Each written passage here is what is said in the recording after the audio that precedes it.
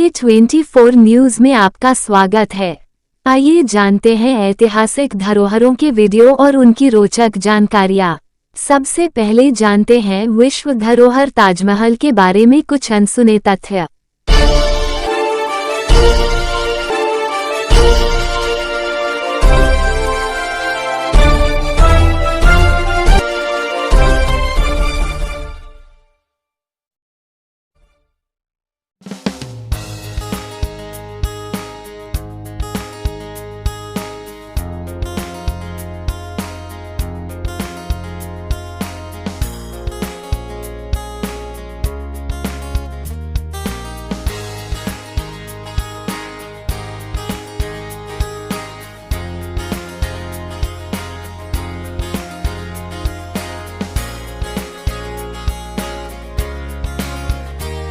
विश्व के अजूबों में से एक ताजमहल, जो वास्तव में भारत के लिए गर्व का विषय है, इतिहासकारों, वास्तुकारों और आम जनता के बीच भी ये बहुत रुचि का विषय है।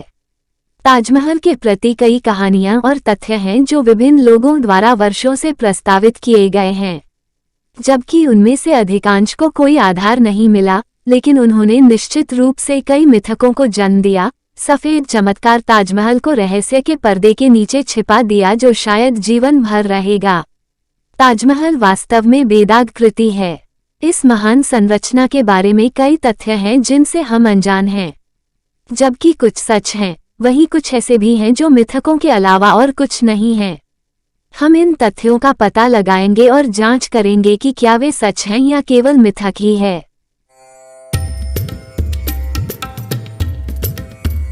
शाहजहां और मुमताज के प्यार ने एक खूबसूरत स्मारक बनाया जो दुनिया के 7 अजूबों में से एक है।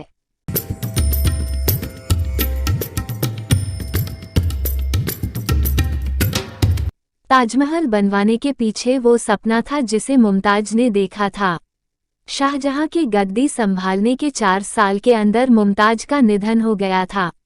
निधन से पहले अंतिम क्षणों में मुमताज ने बादशाह से कहा था कि उन्होंने सपने में एक ऐसा सुंदर महल और बाग देखा, वैसा दुनिया में कहीं नहीं है।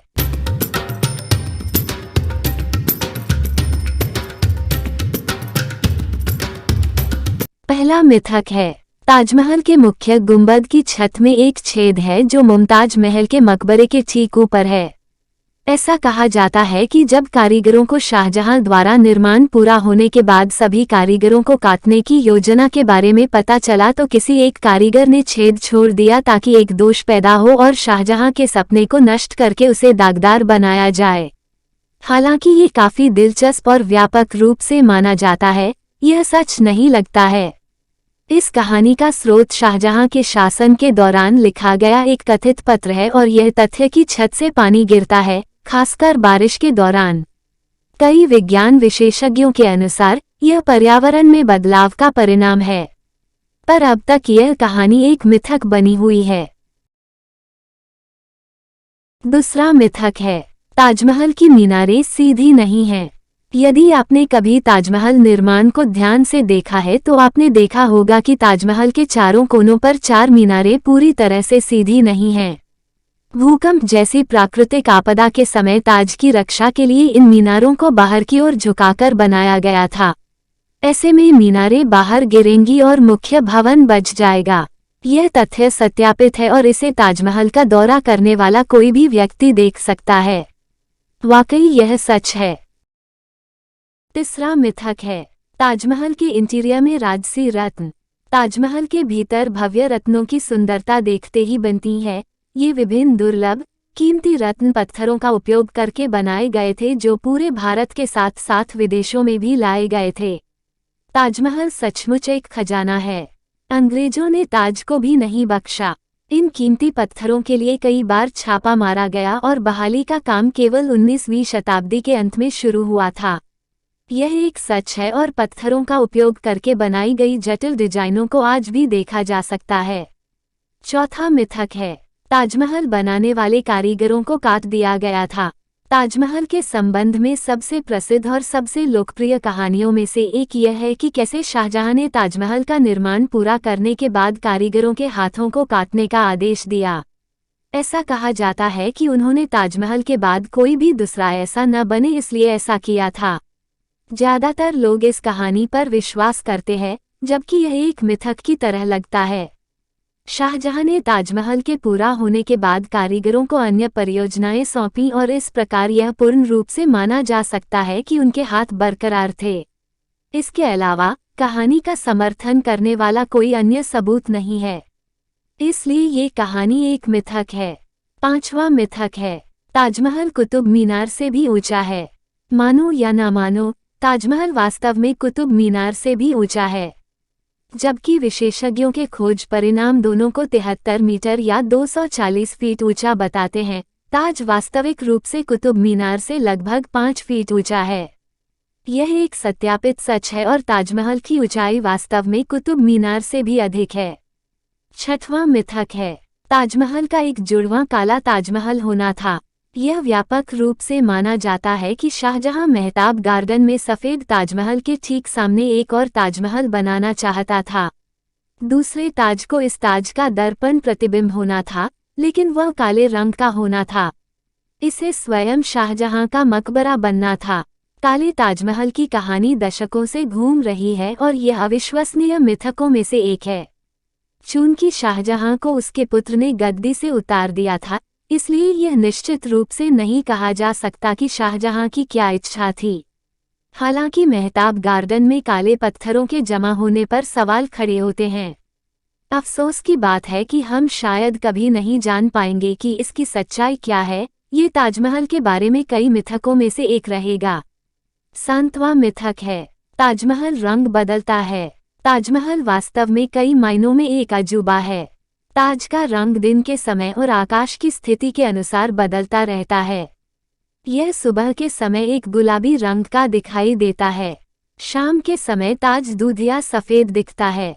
रात के समय चांदनी में ताजमहल हल्का नीला रंग हो जाता है। ये वाकई मनमोहक नज़ारा है। ये एक सच्चाई है और ताजमहल के बदलते रंग मिजाज को आप खुद देख सकते हैं।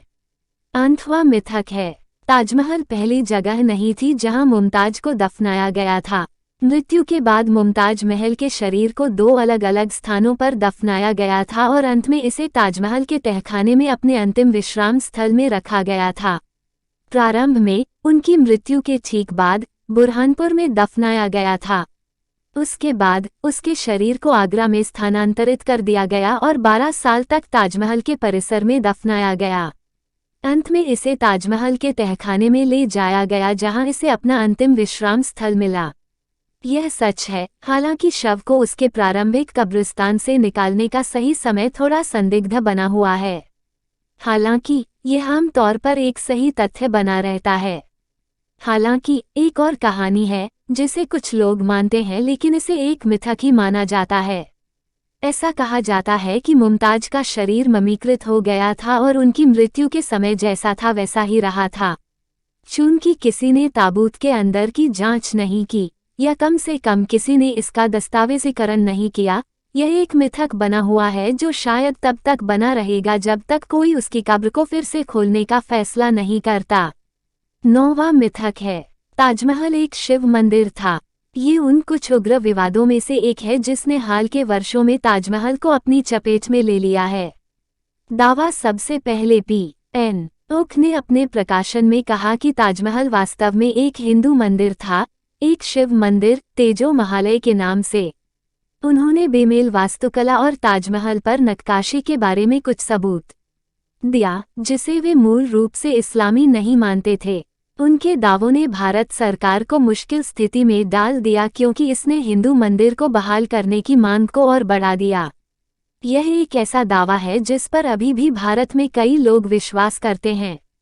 एएसआई के अनुसार इस बात का कोई सबूत नहीं है कि जहां ताजमहल खड़ा था वहां हिंदू मंदिर था और हिंदू मंदिर को ताजमहल में बदल दिया गया था।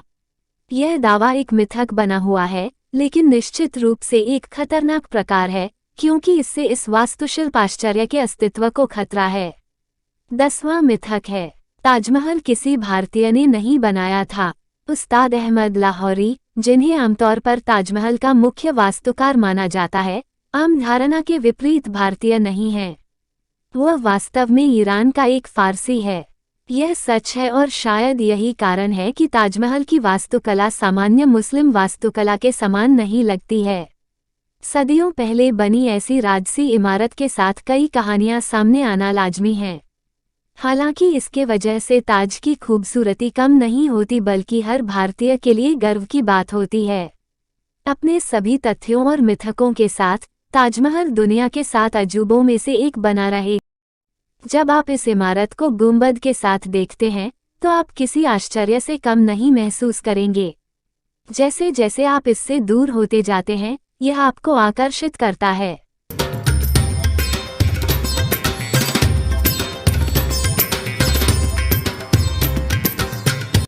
ताजमहल के निर्माण में 22 साल लगे।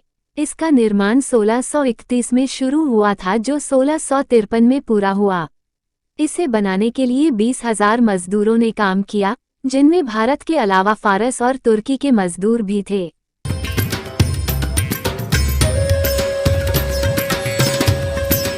मुगल वास्तुकला का सर्वश्रेष्ठ उदाहरण ताजमहल 1653 में बनकर तैयार हुआ था। एक आकलन के अनुसार उस समय इसकी लागत लगभग 32 लाख रुपए आई थी, जो अभी अनुमानित रूप से 52,800 करोड़ रुपए के बराबर है। ताजमहल पर पारसी और इस्लामिक कला का अच्छा खासा असर है। तुर्की के कारीगर इस्माइल खान को ताज का गुंबद बनाने की जिम्मेदारी मिली थी। इसके लिए उन्हें 500 रुपए प्रति महीने सैलरी मिलती थी।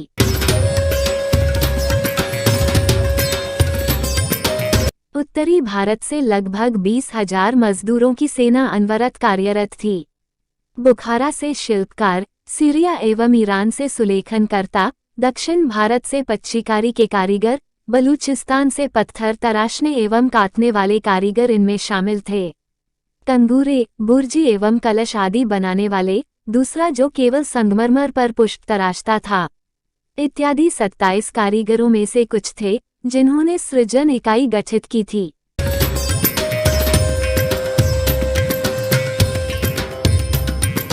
कुछ खास कारीगर जो कि ताजमहल के निर्माण में अपना स्थान रखते हैं, वे हैं मुख्य गुंबद का अभिकल्पक इस्माइल खां, जो कि उस्मानिया साम्राज्य का प्रमुख गुंबद अभिकल्पक थे। फारस के उस्ताद ईसा मोहम्मद एफेदी, जो कि उस्मानिया साम्राज्य के कोचा मिमार सिनान आगा द्वारा प्रशिक्षित किए गए थे। इनका बार बार यहाँ के मूर अभिकल्पना में उल्लेख आता है, परंतु इस दावे के पीछे बहुत कम साक्ष्य हैं। बेनारूस, फारस ईरान से पुरु को पर्यवेक्षण वास्तुकार नियुक्त किया गया। खान, लाहौर का निवासी, ने ठोस सुवर्ण कलश निर्मित किया। चिरंजी लाल, दिल्ली का एक लेपिडरी, प्रधान शिल्पी एवं पच्ची कारक था। अमानत खां, जो कि शिराज, ईरान से था, मुख्य सुलेखना करता था। मोहम्मद हनीफ, राजमिस्त्रियों का पर्यवेक्षक था। साथ ही मीर अब्दुल करीम एवं मुकैमत खां, शिराज, ईरान से थे। इनके हाथियों में प्रतिदिन का वित्त एवं प्रबंधन था। आगरा में ताजमहल के निर्माण के दौरान आमेर में भी सफ़ेद संगमरमर की खदान थी। आमेर की खदान से निकला पत्थर भी ताजमहल के निर्माण में लगा। आमेर के अलावा मकराना और राजनगर की खदानों से भी सफ़ेद मार्बल आगरा पहुंचा। ताजमहल को संपूर्ण भारत एवं एशिया से लाई गई सामग्री से निर्मित किया गया था। 1000 से अधिक हाथी निर्माण के दौरान यातायात हेतु प्रयोग हुए थे। पराभासी श्वेत संगमरमर पत्थर को राजस्थान मकराना से लाया गया था, जैस्पर को पंजाब से, हरिताश्म या जेड एवं स्फटिक या क्रिस्टल को चीन से, तिब्बत से फिरोजा, अफगानिस्तान से लैपिस लजूली, श्रीलंका से नीलम एवं अरबिया से इंद्रगोप या कार्नेलियन लाए गए थे। कुल मिलाकर 28 प्रकार के बहुमूल्य पत्थर एवं रत्न श्वेत संगमरमर में जड़े गए थे। ऊंचाई 171 मीटर यानी 561 फीट है। ताजमहल मुगल वास्तुकला का उत्कृष्ट नमूना है। इसकी वास्तु शैली फारसी, तुर्क, भारतीय और इस्लामी वास्तुकला के घटकों का अनोखा सम्मिलन है। सन 1983 में ताजमहल यूनेस्को विश्व धरोहर स्थल बना। इसके साथ ही इसे विश्व धरोहर के सर्वत्र प्रशंसा पाने वाली अत्युत्तम मानवीय कृतियों में से एक बताया गया। ताजमहल को भारत की इस्लामी कला का रत्न भी घोषित किया गया है। साधारणतया देखे गए संगमरमर की सिल्लियों की बड़ी बड़ी परतों से ढककर बनाई गई इमारतों की तरह न बनाकर इसका श्वेत गुंबद एवं टाइल आकार में संगमरमर से ढका है। केंद्र में बना मकबरा अपनी वास्तु श्रेष्ठता में सौंदर्य के संयोजन का परिचय देते हैं। ताजमहल इमारत समूह की संरचना की खास बात है कि यह पूर्णतया सममितीय है। इसका निर्माण सन 1648 के लगभग पूर्ण हुआ था। उस्ताद अहमद लाहौरी को प्रायः इसका प्रधान रूपांकनकर्ता माना जाता है। मुस्लिम परंपरा के अनुसार कब्र की विस्तृत सज्जा मना है, इसलिए शाहजहां एवं मुमताज महल के पार्थिव शरीर इसके नीचे तुलनात्मक रूप से साधारण असली कब्रों में दफन हैं, जिनके मुख दाएं एवं मक्का की ओर हैं। मुमताज महल की कब्र आंतरिक कक्ष के मध्य में स्थित है, जिसका आयताकार संगमरमर आधार 1.5 मीटर चौड़ा एवं 2.5 मीटर लंबा है। आधार एवं ऊपर का श्रृंगारदान रूप दोनों ही बहुमूल्य पत्थरों एवं रत्नों से जड़े हैं। इस पर किया गया सुलेखन मुमताज की पहचान एवं प्रशंसा में है। इसके ढक्कन पर एक उठा हुआ आयताकार लोजेंज रोम्बस बना है, जो कि एक लेखन पट का आभास है। शाहजहां की कब्र मुमताज की कब्र के दक्षिण ओर है। यह पूरे क्षेत्र में एकमात्र दृश्य असम्मितीय घटक है। यह असम्मिति शायद इसलिए है कि शाहजहां की कब्र यहाँ बननी निर्धारित नहीं थी। यह मकबरा मुमताज के लिए मात्र बना था। यह कब्र मुमताज की कब्र से बड़ी है, परंतु वही घटक दर्शाती है एक वृहत्तर आधार, जिस पर बना कुछ बड़ा श्रृंगारदान, वही लेपिडरी एवं सुलेखन, जो कि उनकी पहचान देता है। तहखाने में बनी मुमताज महल की असली कब्र पर अल्लाह के 99 नाम खुदे हैं। 1857 के भारतीय स्वतंत्रता संग्राम के दौरान ताजमहल को ब्रिटिश सैनिकों एवं सरकारी अधिकारियों द्वारा काफी विरूपण सहना पड़ा था। इन्होंने बहुमूल्य पत्थर एवं रत्न तथा लेपिस लजूली को खोदकर दीवारों से निकाल लिया था। 19वीं सदी के अंत में British viceroy George Nathaniel Curzon ने एक वृहद प्रत्यावर्तन परियोजना आरंभ की। यह 1908 में पूर्ण हुई। उसने आंतरिक कक्ष में एक बड़ा दीपक या चिराग स्थापित किया, जो काहिरा में स्थित एक मस्जिद जैसा ही है। इसी समय यहाँ के बागों को ब्रिटिश शैली में बदला गया था, वही आज दर्शित हैं। सन 1942 में सरकार ने मकबरे के इर्द गिर्द एक मचान सहित पैड बल्ली का सुरक्षा कवच तैयार कराया था। यह जर्मन एवं बाद में जापानी हवाई हमले से सुरक्षा प्रदान कर पाए। 1965 एवं 1971 के भारत पाकिस्तान युद्ध के समय भी यही किया गया था, जिससे कि वायु बमवर्षकों को भ्रमित किया जा सके।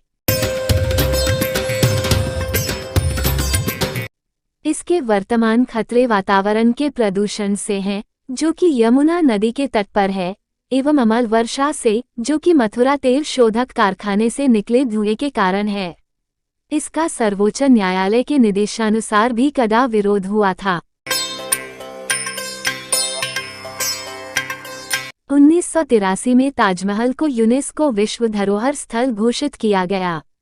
ताजमहल प्रत्येक वर्ष 20 से 40 लाख दर्शकों को आकर्षित करता है, जिसमें से 200,000 से अधिक विदेशी होते हैं। अधिकतर पर्यटक यहां अक्टूबर, नवंबर एवं फरवरी के महीनों में आते हैं। इस स्मारक के आसपास प्रदूषण फैलाते वाहन प्रतिबंधित हैं। पर्यटक पार्किंग से या तो पैदल जा सकते हैं या विद्युत चालित बस सेवा द्वारा भी जा सकते हैं। खवासपुरा को पुनर्स्थापित कर नवीन पर्यटक सूचना केंद्र की तरह प्रयोग किया जाएगा।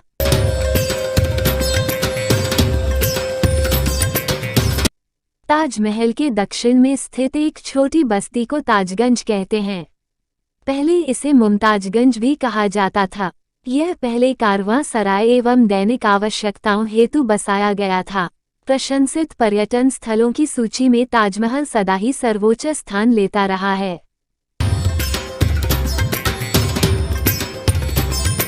भारत दौरे पर आए अमेरिकी राष्ट्रपति ने जब ताजमहल को देखा तो कहा था कि दुनिया में दो ही तरह के लोग हैं, एक वो जिन्होंने ताज देखा और दूसरे वो जिन्होंने ताज नहीं देखा।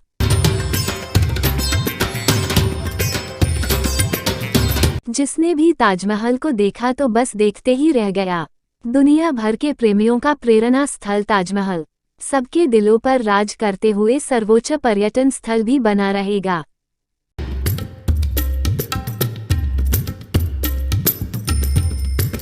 क्या आप ताजमहल देखने गए हैं? क्या आप ताज के बारे में कुछ और रोचक तथ्य जानते हैं? अपने अनुभव हमारे साथ साझा करें।